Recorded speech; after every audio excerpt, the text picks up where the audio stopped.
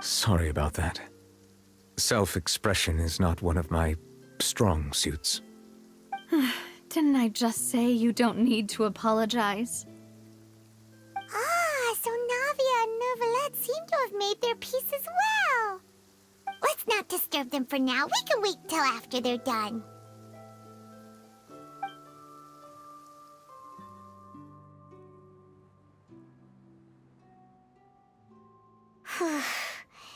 Paimon's never paid respects at someone's grave before. Did Paimon do anything rude there?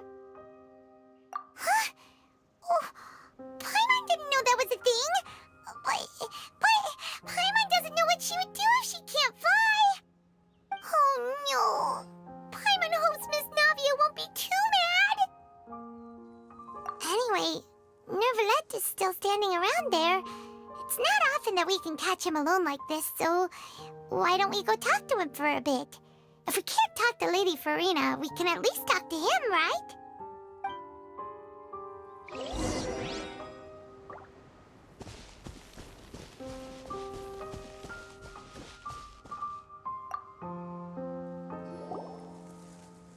Oh, it's you two. Did Miss Navia invite you to come pay your respects to her father? Mm-hmm. We ran into Navia on the streets today, so we just followed her here. I see, I see. Then is there something that I can help you with?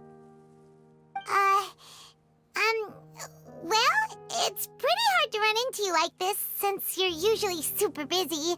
So we figured we could try to ask you a few questions, if that's okay. Please feel free. Though outsiders, you helped us solve one of the greatest mysteries in Fontaine, and it would be my pleasure to return the favor. So, at court, the bad guys referred to that special water as water from the primordial sea, but what is it really? Truthfully, that name is already quite accurate. I can only surmise that Vacher and his ilk only learned of its nature and existence after extensive research. There used to be a special sea on the surface of this planet. The nature of its seawater was rather different from that of the sea we know today. Most of Tevat's life forms were first born in that special sea. You could say it nurtured much of the life on this planet. Huh. So it really was where everything began. It makes sense to call it primordial then. But today, the primordial sea no longer exists on the planet's surface.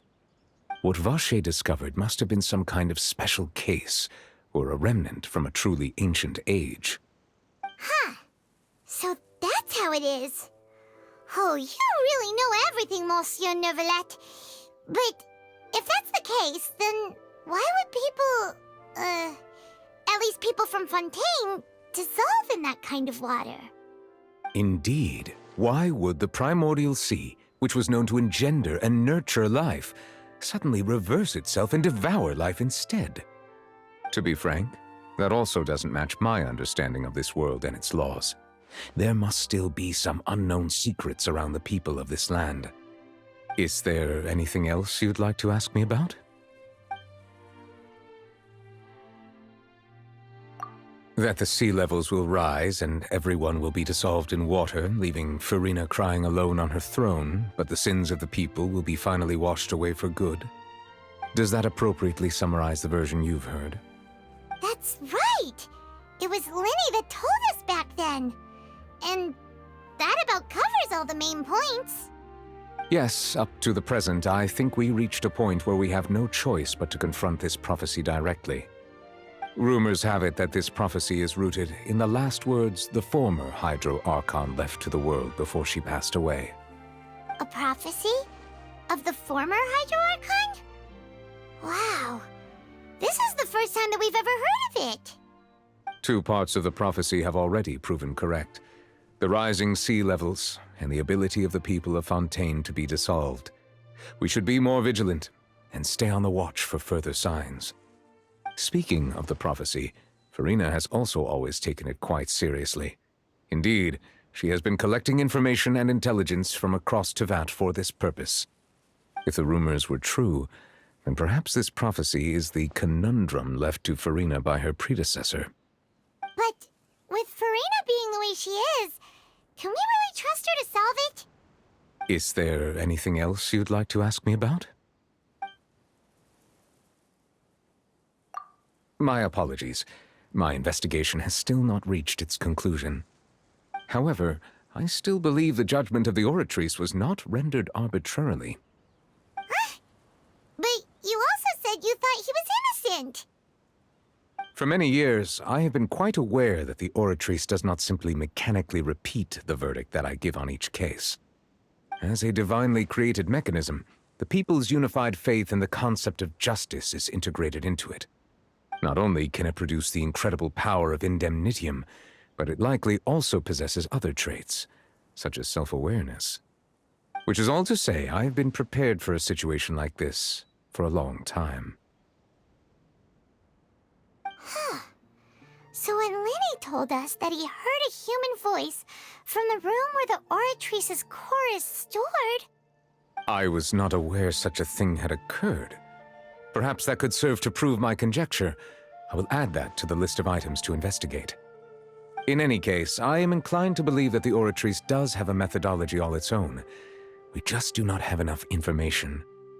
Based on Farina's reaction, I doubt even she had any idea what was going on. She managed to bluff her way through it, though, with her time-tested twin tricks of bravado and drama. While we do intend to get to the bottom of this, for now, we regret to say that the Fatui Harbinger will just have to bide his time in the fortress of Meripede. If we did incorrectly convict him of crimes he did not commit, we will most certainly compensate him to the fullest extent allowed by the law. If you ask Paimon, the only compensation he'll want is a no-holds-barred fight with you. Is there anything else you'd like to ask me about? Your sibling, another blonde-haired traveler.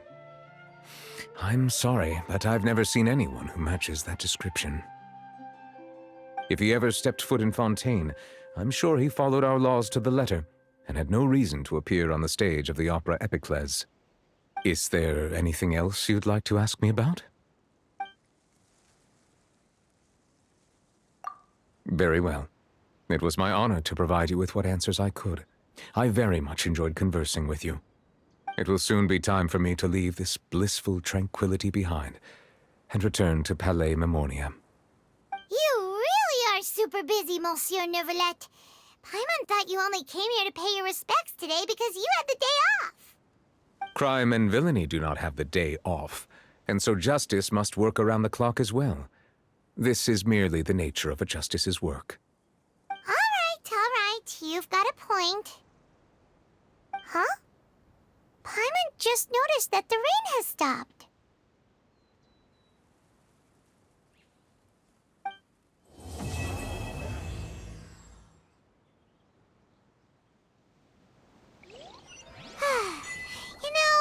We've been walking around for a while now. Why don't we go back to the Spina di Rosula base in the court of Fontaine and have a rest? Navia said something about having a place ready for us there, didn't she? Come on, let's go!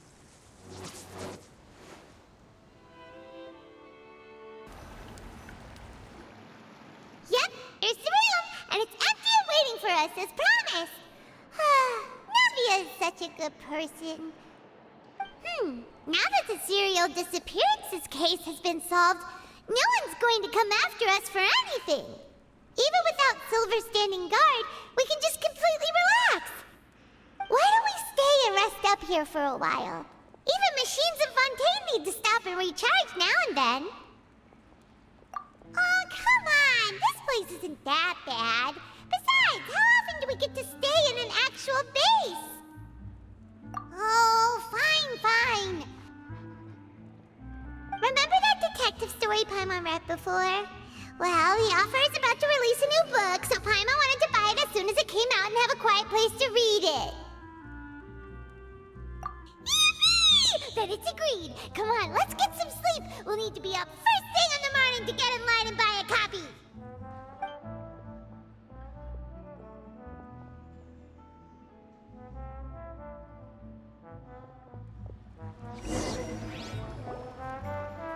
Paimon did wouldn't expect that style at all. Even though it's a detective novel, it's also like a social documentary. Whew, it's actually pretty good. No! Paimon just spends a bit more time sleeping than you, that's all. Excuse me, but do you know if the Traveler and Paimon are lodging here? Huh? Who are you? Paimon doesn't recall seeing you before. Wait, you're not here to give us trouble, are you? A blonde traveler and a chatty little fairy. Phew, looks like I found the place. Good thing I asked the Spina di Rosula. Seems they sent me the right way. Hey, what do you mean by chatty? Paimon's always careful not to talk too much. Most of the time, anyway. It's an honor to meet you both. I was sent from the Palais Mermonia.